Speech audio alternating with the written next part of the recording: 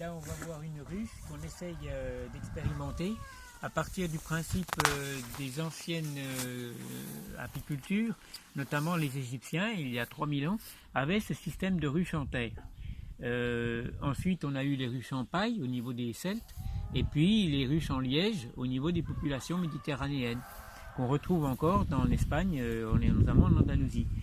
Et cette ruche, donc on essaie de la réexpérimenter, elle nous paraît intéressante parce que la terre a à la fois un pouvoir hygrométrique, c'est-à-dire qu'elle respire au niveau de sa teneur en eau. Or les abeilles, elles sont sans arrêt en train de ventiler pour avoir la même température dans la ruche et le même degré d'hygrométrie, sinon le miel moisirait.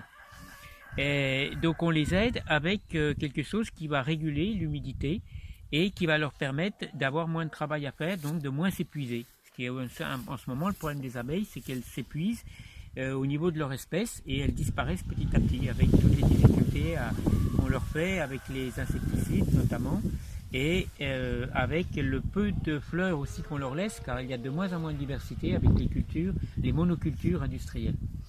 Donc cette ruche, on l'a conçue sur ces recherches anciennes et elle a donc un corps en bas où les abeilles vont s'installer.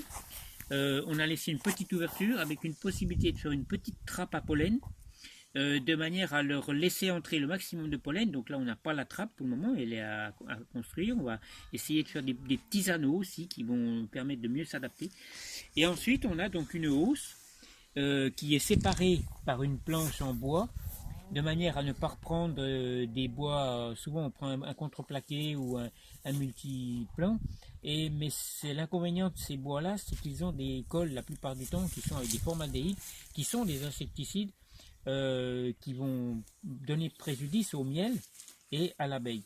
Donc nous on va le faire en bois naturel avec un système de rainure languette, parce que dans le Jura par exemple en France on a des grandes planches comme ça sur des gros sapins qui poussent avec beaucoup d'eau, alors qu'ici trouver une planche large c'est assez difficile sur les pins.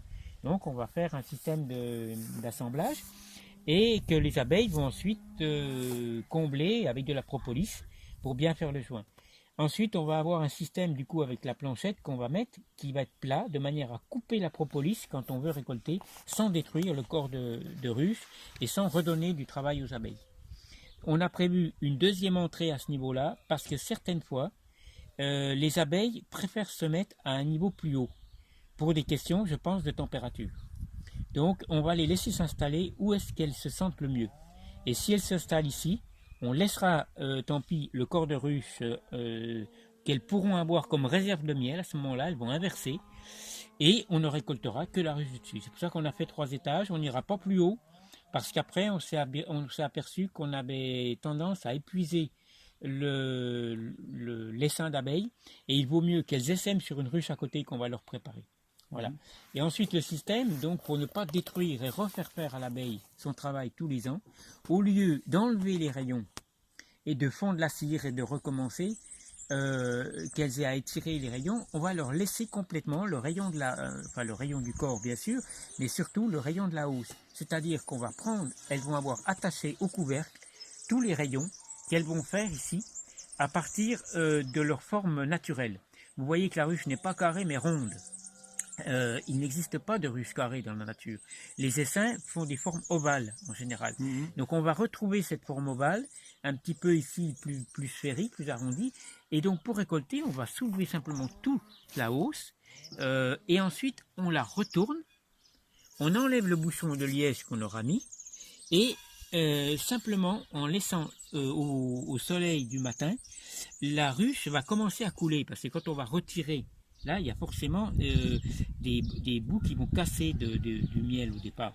Donc à partir de là commence à couler. S'il y a peut-être une opercule déjà qui va être formée, on peut légèrement la gratter, mais sans détruire tout cet étirement qu'aura fait l'abeille, toutes ces constructions. Donc ensuite le miel va couler de lui-même. On va le laisser couler, donc le récolter comme ça. Et ensuite, quand on pense qu'il s'est assez écoulé, il en reste toujours un petit peu. Donc voilà, on remet tout le couvercle avec les rayons sans les avoir détruits. et l'abeille recommence à remplir et à refaire de nouveau, tout en nettoyant éventuellement le miel dont elle va se servir et dont elle va se nourrir. Et donc on aura pris une certaine partie du miel, on n'est pas obligé de tout prendre non plus, pour lui en laisser au moins un tiers. Une réserve. Une réserve, parce qu'elle aura son corps de ruche de toute façon, mais il faut bien voir que l'abeille, elle travaille pour elle ne travaille pas pour nous, comme toutes les plantes. Donc la sagesse des paysans, c'est-à-dire des gens qui vivent du pays, paysans, ça vient de cette racine, vivre avec le pays.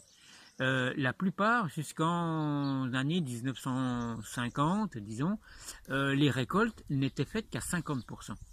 On laissait, et j'aime bien par exemple l'Afghanistan, l'Iran, la Syrie, étaient des pays où on laissait le long des chemins une ligne qui n'était pas récoltée pour les gens qui passaient, qui voyageaient. En France, on avait encore, et en Espagne aussi, ces traditions jusqu'à il y a une dizaine d'années, une quinzaine d'années, où aujourd'hui on ne laisse même plus ni pour les oiseaux, ni pour les animaux sauvages. Et c'est dommage parce que du coup, l'homme pense qu'aujourd'hui tout lui revient. Or, il y a au moins 20 à 30% qui revient à d'autres espèces. Et l'abeille nous aide à polliniser. Sans elle, on n'aurait pas de fruits pratiquement. Enfin, il y a d'autres pollinisateurs qui nous aident aussi. Mais si on ne leur laisse pas leur part, si on ne laisse pas aux papillons aussi son nectar, si l'homme prend tout, petit à petit, il se retrouvera sans rien. D'accord. Donc, on a à leur laisser leur part. Merci.